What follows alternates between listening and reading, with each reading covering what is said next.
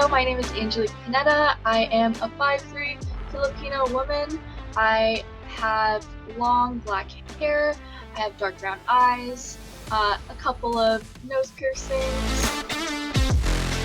In my junior year of high school, I made a short film specifically for contest for the National Coalition Against Censorship. And that short film was called Only If You Let It. It was kind of like a commentary about censoring comedy and if it should be done or if it shouldn't be done. And that won me first place. Well, and that was like a big catalyst for me into getting more into film and really believing that it could be my career.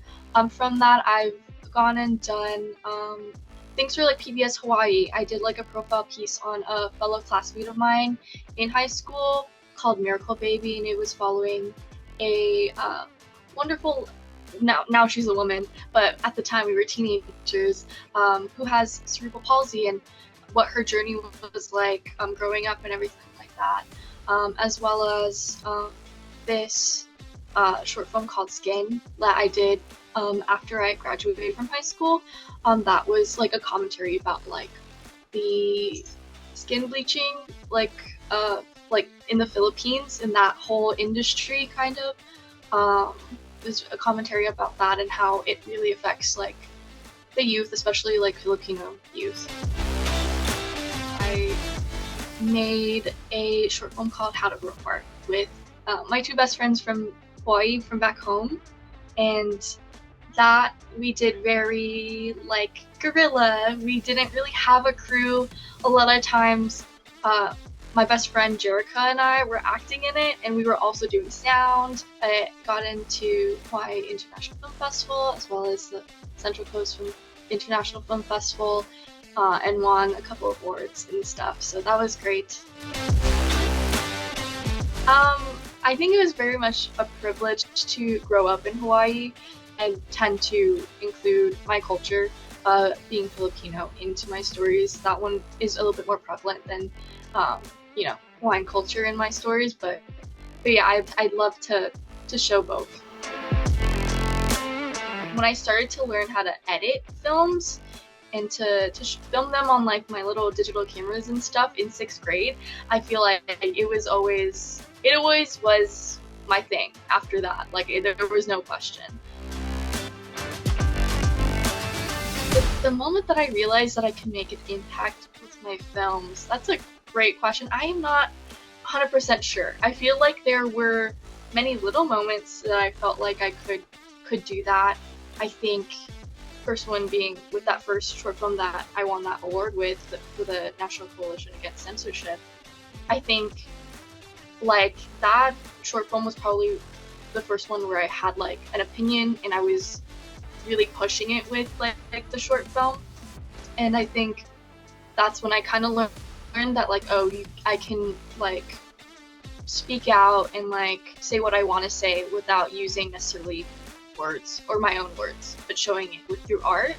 I think that would be one of the first moments, and then I think from there I kind of had little moments of oh, I'm feeling this certain type of way about something, let me make a short film about it, or let me make a little video to kind of get my feelings out there about it.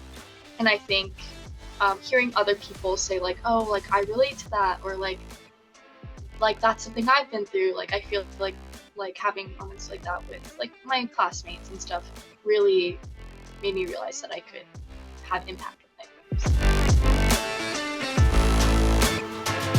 films. More recently, probably this year, I was just I don't know if pursuing a traditional job in the film industry is for me anymore. And at that point, I'm still kind of trying to figure that out. I've always wanted to do film, and I will always do film.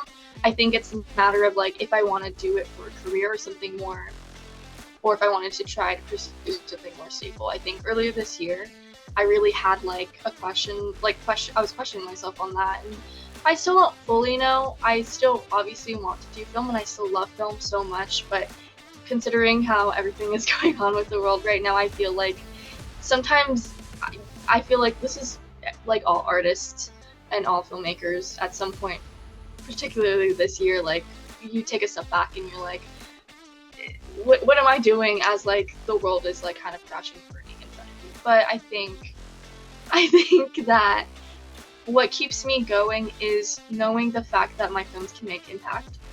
That this is also for me, like I fully get like such a good feeling and such a like release when I do films and when I write and stuff like that. So if anything, it is I can be selfish with whatever films I make, and yeah, I think that that's what keeps me going, and just knowing the impact and knowing that I have a skill that not everyone can see that they can do, and that I should be proud of and should share, because it is a beautiful thing to make art and to make art with people.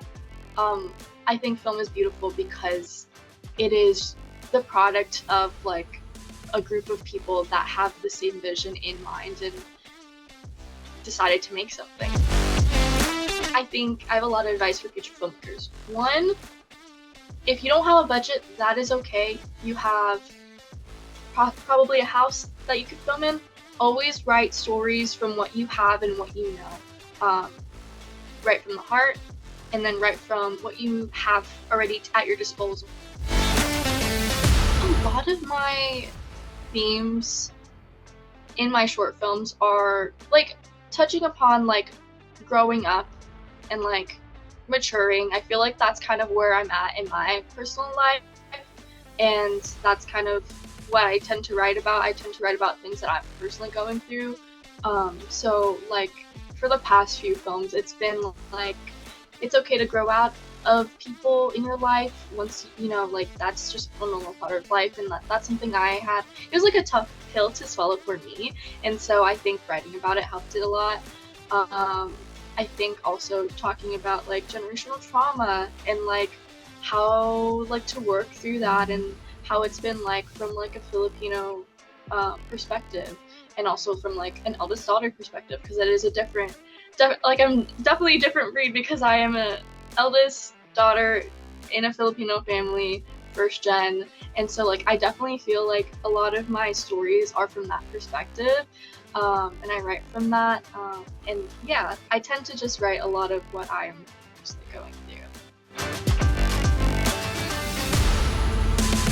I think the biggest lesson I've learned from filmmaking is that it is okay to make mistakes. I think that in the beginning, I tend to get caught up in all like the mistakes I would make, and sometimes I wouldn't finish certain projects because I felt like it was not good enough. But like filmmaking is honestly about learning as you go and learning with every project that you make. And I think that you get stronger the more that you do, the more you're on set, the more pieces that you write, the more films you edit. And so I think that that's what I've learned throughout this whole process, is to accept the mistakes and just do better next time, and that's okay. Like not everything will be as I imagine it in my head, and that's okay.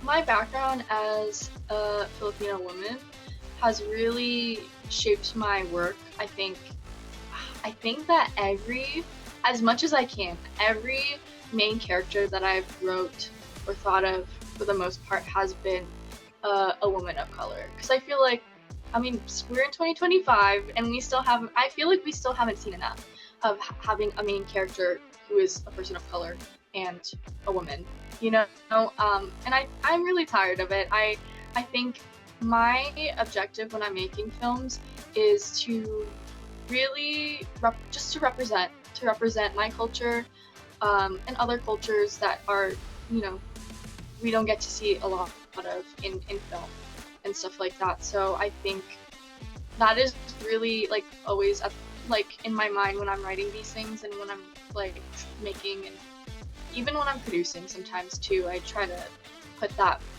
forth and like have that in mind. I think that my background has shaped my work because I think I write from that perspective. I write from the perspective of a Filipino woman. And I really can't, that's something I can't really turn off, obviously, because I write from my heart and what I've experienced. And so that's all I know how to write. So I think that whether it's intentional or not, like I I try to show, if I try to intentionally show it or not, like it's always there. And yeah, I think that that's just how it shapes my work. I don't know if it's any like necessarily anything that I consciously do, but it is in my work.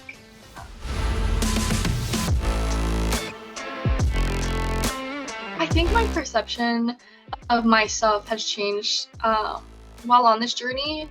I feel like, yeah, I've definitely had imposter syndrome from time to time, whether like feeling whether I know enough or if I should be here, especially like I guess like transitioning from like what I like had in terms of like the filmmaker community in Hawaii to then coming to California, and that's like a whole bigger community, different. Like I'm in LA now, like there's people who like know more or people that act like they know more, you know, so it's like definitely weird being in that place.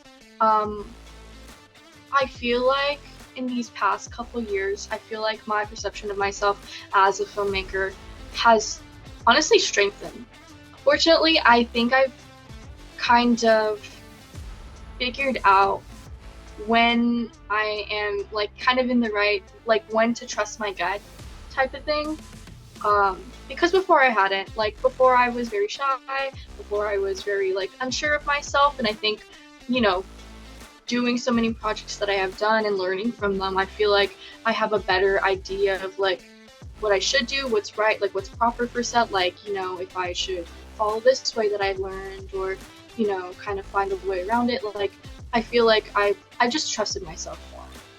And I think that I am a person of value on set, especially when I'm directing and producing. I feel like that's like more when I feel like myself is when I'm directing and producing. I think I am. Is it okay to say that I feel like I am a kick-ass producer? Because I think I am a kick-ass producer. And so I think finding my confidence in myself, I think like through these past few years, I think has been like a great thing for me. And I think I've definitely found myself more in terms of like how I work and how I am on set. I think that is, yeah, I don't know how to articulate that better, but I think that just trusting myself and figuring myself out more, like I think that's like, I think that I am pretty cool to work with and a pretty great director and producer and presenter. Something outside of filmmaking that I am proud of is my jewelry business. So I make jewelry just like when I feel like it or during the summer when I want a little extra money while I'm not going to school and stuff like that. I tend to do some flea markets, usually here in Ventura County, but recently I went to school for one and it was pretty sick. But my jewelry business is called Fairy Grandmother Jewelry. Yeah, and it's a fun thing that I do.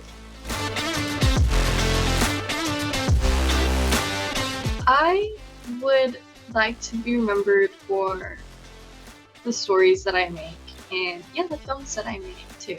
I feel like whatever project I am in, like participating in, regardless of whether or not I am director, producer, art department, editor, you know, whatever the deal is, I would like to like I think that I put my all into it, and like even if it's somebody else's project, I feel like me being in it is me like backing them and what message that they have, that they go like, you know, that they are trying to put out there and stuff like that.